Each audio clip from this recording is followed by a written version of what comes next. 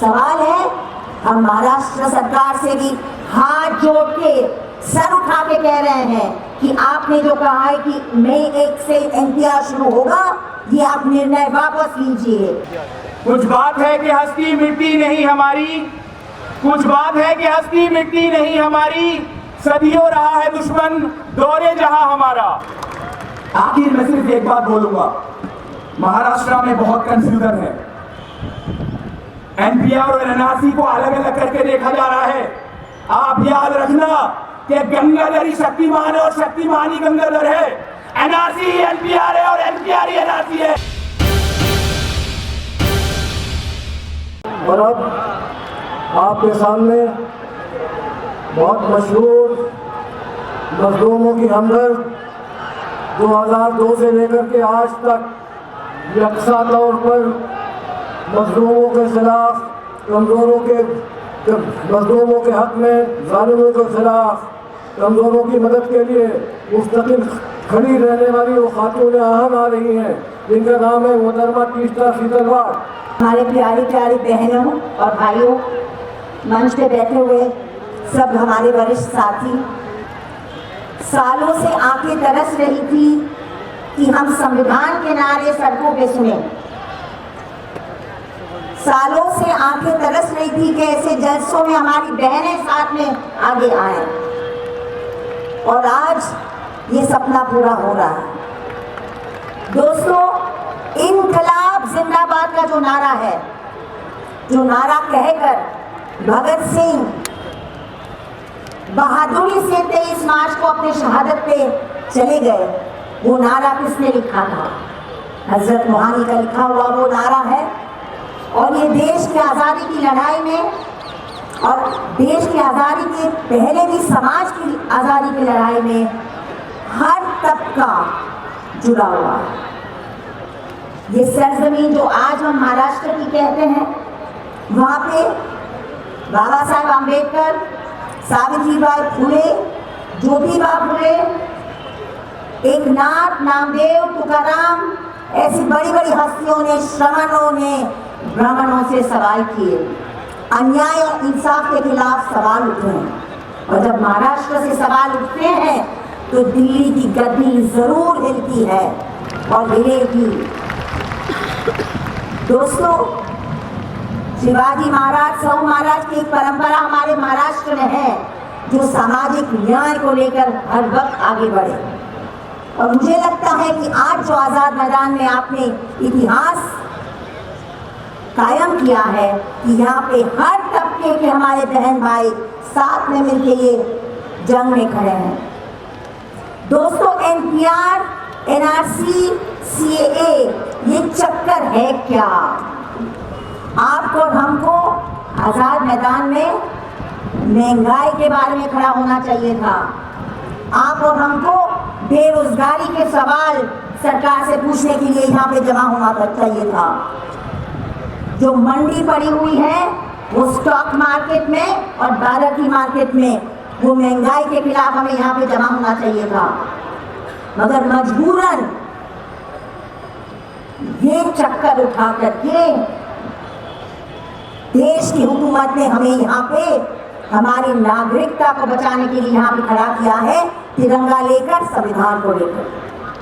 दोस्तों, नागरिकता एक नागरिक को अधिकार देने वाला अधिकार है, और हमारी बहनें समझ गई हैं कि ये अधिकार अगर कोई छीन ले तो फिर हमारा कोई नाता कुछ बचता ही नहीं है देश में।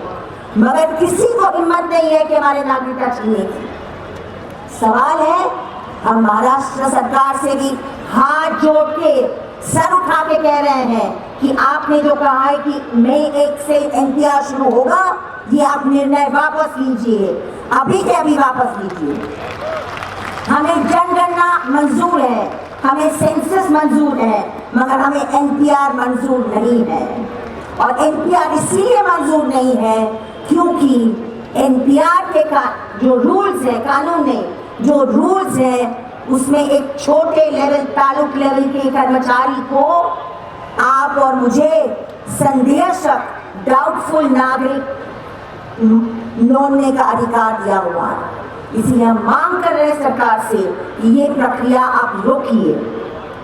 सीए के खिलाफ हम इसलिए हैं क्योंकि हमारा भारत धार्मिक राष्ट्रवाद पे स्थापना नहीं हुई थी। बाबा साहेब अम्बेडकर ने दिया हुआ संविधान धार्मिक राष्ट्रवाद को नकारता है।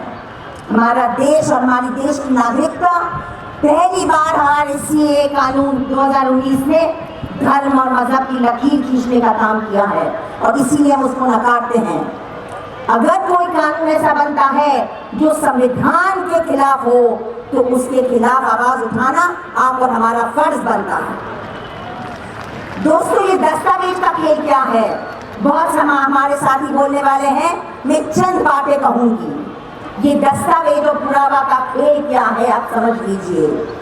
आज हमारे देश में 134 करोड़ की आबादी में कितने लोगों के पास बर्थ सर्टिफिकेट है, कितने लोगों के पास जन्म पत्रिका है? यूएन कहता है कि सिर्फ 58% लोगों के पास बर्थ सर्टिफिकेट है। आप एलआईसी की बात करते हैं, एलआईसी तो अमीरों का खेल होता है। सिर्फ 25% लोगों के पास एलआईसी की पॉलिसी है। अरुण जेटली जो हमारे पूर्व मंत्री थे, उन्होंने सांसद ने कहा कि 134 करोड़ लोग की आबादी में से सिर्फ 25 करोड़ लोगों के पास अपने घर अपने नाम से हैं। तो कागजात कहाँ से कौन लाने वाले हैं? कौन कागजात पेश करेंगे? हमारे समाज में दंगे भी होते हैं, जनसंहार भी होता है, सैलाब भी आता है। ये सब लोग जब एक जगह से दूसरे जगह अपने घर छोड़ के जाते हैं तो सबसे पहले कागज होते हैं। वो लोग कागज कहाँ से लाएंगे? इसीलिए ये जो कागज का खेल है, ये कागज दिखाने का जो खेल है, ये जो माता पिता के जन्म स्थान या जन्म तारीख देने का जो खेल है, वो सिर्फ आप और हमको कटघरे में खड़ा करके जमीन को लूटने की साजिश है।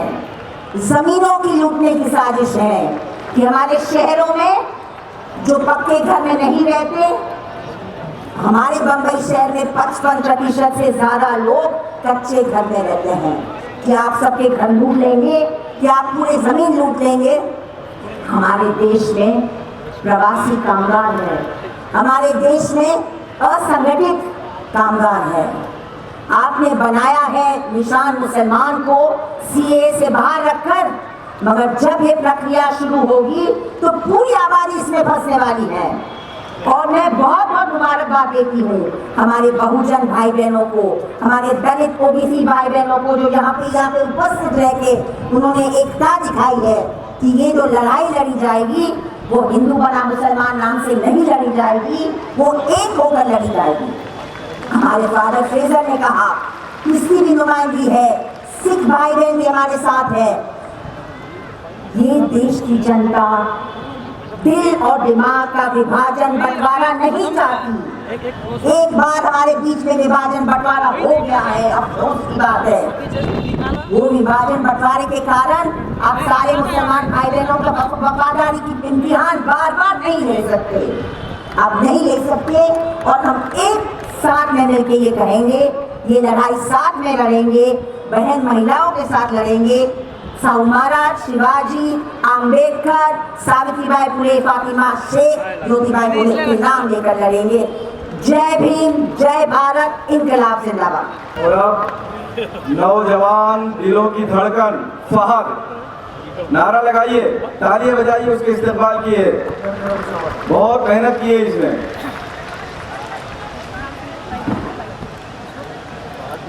कुछ बात है कि हस्ती मिटती नहीं हमारी, कुछ बात है कि हस्ती मिटती नहीं हमारी, सदियों रहा है दुश्मन दौरे जहां हमारा। अल्लामा इकबाल ने 1937 में ये बात अपने इस प्यारे हिंदुस्तान के लिए बोली थी। और आज 2020 में बोलने की वजह यह है कि पिछले 6 सालों में कुछ लोगों को लगा कि इस देश को नफरत के नाम पे तोड़ देंगे, कुछ लोगों को लगा इस देश के संविधान को हम दोबारा बदल के मनुस्मृति ले आएंगे, कुछ लोगों को लगा इस देश में फिर से एक हिंदू को मुस्लिम से लड़ा देंगे। लेकिन आज मैं अपनी शाहीन बाग और मुंबई बाग और मुंब्रा में बैठी माँ और बहनों को यह कहना चाहता हूं कि आप लोगों ने यह बता दिया, इस देश में नफरत नहीं मोहब्बत चलेगी, इस देश में मनुस्मृति नहीं संविधान चलेगा, इस देश में मनुस्मृति नहीं चलेगी, इस देश में उन लोगों का राज चलेगा जिन्होंने जिन्होंने इस देश के लिए कुर्बानियां दी थी। साथियों, मैंने अपनी बात इससे पहले भी आपके बीच में रखी है। आज वक्त बहुत मुख्तसर कर दिया गया है। मैं सिर्फ 2-3 बातों का जवाब आज यहाँ से देना चाहता हूँ जो CAA, NRC और NPR के लिए बोले गए हैं। पहली बात, CAA के लिए ये बोली गई कि ये परसिक्यूटेड माइनॉरिटीज के लिए बिल लाया गया है। तब इस देश के छात्रों ने जब बिल को देखा और कंट्रोल और दिखाया तो उसमें परसिक्यूटेड माइनॉरिटी वर्ड का इस्तेमाल नहीं किया गया है। और एक इल्जाम इस देश के मुसलमानों पे ये लगाया गया कि आप परसिक्यूटेड माइनॉरिटीज को नागरिकता देने का विरोध कर रहे हैं। तब हमने ये बात क्लियर की कि हम किसी को नागरिकता देने का विरोध नहीं कर रहे हैं, हम विरोध कर रहे हैं नागरिकता देने में होने वाले भेदभाव का। तब हमने ये बात साफ कर दी कि आप एक तमिल हिंदू को भी लेके आइए और एक रोहिंग्या मुस्लिम को भी लेके आइए, आप सबको लेके आइए। आप हमसे कह रहे हैं, हमने ये बात साफ तौर पर वादे कर दी थी कि आप पूरी दुनिया से परसिक्यूटेड माइनॉरिटीज को लेके आइए, मुसलमान उनको अपने घरों में जगह देगा जो आपने दंगे करा के गिरोध बनाए हैं।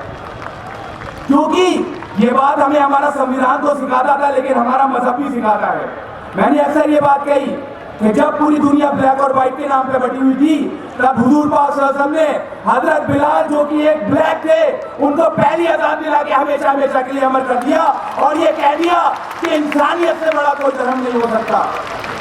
साथियों, ये बात जो बोली गई कि CAA उन देशों के लोगों को लाने के लिए कहा गया जिनसे हमारा बंटवारा हुआ, क्योंकि ये बात पहले भी बोला जा रहा था कि तब जब आप फिरंगियों के तल में चाटा करते थे तब आपको ये भी नहीं पता चला कि अफगानिस्तान से तो हमारा कोई बंटवारा भी नहीं हुआ है, तो आपने CAA में अफगानिस्तान का नाम क्यों लिया? असल में ये ऑड और इवन की तरह अपने नैरेटिव बदलते रहते हैं। आपको याद होगा, पहले कहा कि डिमोनेटाइजेशन काला धन लाने के लिए किया गया है, बाद में पता क्या चला कि जो बचा कुचा काला धन था वो भी नीरव मोदी और विजय माल्या लेके भाग गए। फिर क्या कहा कि डिमोनेटाइजेशन डिजिटल इकोनॉमी करने के लिए करा गया है, तो पता ये चला कि अब इकोनॉमी नहीं बची है तो उसे डिजिटल क्या करोगे। तो इसी तरह ये बयान बदल रहे हैं और चक्कर में मत पड़ना। ये मुसलमानों के खिलाफ नहीं है, ये इस देश की महिलाओं के खिलाफ है, इस देश के गरीबों के खिलाफ है। आज भी 2 दिन के अंदर एक अमीर के कागज बनते हैं और 2 महीने के अंदर गरीब के कागज बनते हैं। आप हमसे कागज मांग रहे हो, अरे जो डिग्रियां लोग अपने दिलों और कलेजों से लगाए घूमते हैं, पिछले 5 साल से इस देश के प्रधानमंत्री से इस देश के छात्र डिग्री दिखाने को बोल रहे हैं, अब तक इंटर पॉलिटिकल साइंस की डिग्री हमें नहीं दिखाई है। आप इस बात को समझ लें, इन्होंने एक हमें क्रोनोलॉजी समझाई थी और ये वो लोग हैं, इस बात को पहले भी बोला कि जब ये वो लोग हैं जो आज हमसे नागरिकता दिखाने की बात कर रहे हैं कि जब तुम्हारा बाप फिरंगियों के तल में चाटा करता था तब हमारा बाप इनकलाब जिंदाबाद के नारे लगा के फांसी के तख्त को चूमा करता था। इनके चक्कर में नहीं पड़ना है। अगर नागरिकता साबित करेगी तो इस देश की मट्टी साबित करेगी, और हम वो लोग हैं जब पानी नहीं हुआ करता है तो बदू जो है मट्टी से कर लिया करते हैं। मैं बता सकता हूं कि मेरे दादा के दादा कौन से कब्रिस्तान में दफन है। आप हमसे सबूत मांग रहे हो। अब लड़ाई इस बात की है कि किस तरह से इस पूरे मुद्दे को हमें धर्म के नाम पर बैठने नहीं देना, क्योंकि आपको याद करना है जब 19 लाख असम में NRC की लिस्ट आई तो उसमें 14 लाख हमारे हिंदू भाई थे। आपको उन सब के लिए लड़ाई लड़नी है, क्योंकि ये वही हिंदू है जिन्होंने बहुत बार हमें दंगों में जब होते थे तो बीच में आके खड़े हो जाते थे और दीवार बन के मनुवादी ताकतों से हमें बचाते थे। आपको इस बात का याद रखना है कि इस लड़ाई को संवैधानिक तरीकों से लड़ना है, गांधी के तरीकों से लड़ना है। जो तरीका हुजूर पाक सल्लल्लाहु अलैहि वसल्लम ने मोहब्बत और शफकत का सिखाया था, उस तरीके से इस लड़ाई को लड़ना है। आखिर में सिर्फ एक बात बोलूंगा, महाराष्ट्र में बहुत कंफ्यूजन है। NPR और NRC को अलग अलग करके देखा जा रहा है। आप याद रखना कि गंगाधर ही शक्तिमान है और शक्तिमान ही गंगाधर है। NRC ही NPR है और NPR ही NRC है। सबसे पहली जिम्मेदारी, अगर महाराष्ट्र सरकार चाहती है कि सच में CAA और NRC के प्रोसेस से इस देश के दलितों, आदिवासियों और गरीबों को बचाया जाए, तो सबसे पहला स्टेप यह है कि आप NPR नहीं होने दें। आखिर में 2 रकात शुक्राने की पढ़ा कीजिए अमित शाह और नरेंद्र मोदी के लिए अगर सीए एनआरसी नहीं लाते तो जो हमें बरेलवी, देवबंदी, शिया और सुन्नी के नाम पे बांटा था वो हम एक नहीं होते। जो हिंदू और मुस्लिम के नाम पे हमें बांटा था हम एक नहीं होते। इसी एकता के लिए आखिर में मैं नारे लेके अपनी बात खत्म करूंगा। 3 बार इशारा आ चुका है, बातें बहुत सारी करनी थी कि आवाज दो। आपकी आवाज नागपुर और दिल्ली दोनों जगह जानी है। आप इतने लोग हैं, अगर ठीक से नारा लगाओगे तो दोनों जगह पहुंच जाएगी और एनपीआर को नोटिफिकेशन आज ही वापस हो जाएगा। फिर से और जोर से आवाज दो। लड़ेंगे। अरे इनकिलाबो इनकिलाबो इनकिलाबो जिंदाबाद। हमारी एकता हमारी एकता हमारी एकता जिंदाबाद। आखिरी नारा है, हिंदू मुस्लिम एक है, मोदी शाह फेक है। अरे हिंदू मुस्लिम एक है, अरे हिंदू मुस्लिम एक है, हमारा इरादा नेक है, मोदी शाह फेक है। ये जो इरादा है ना, लोग बार बार इस पे सवाल पूछ रहे हैं। अरे हमारा इरादा इस बात का है कि इस देश का संविधान बचा रहे। हमारा इरादा नेक है।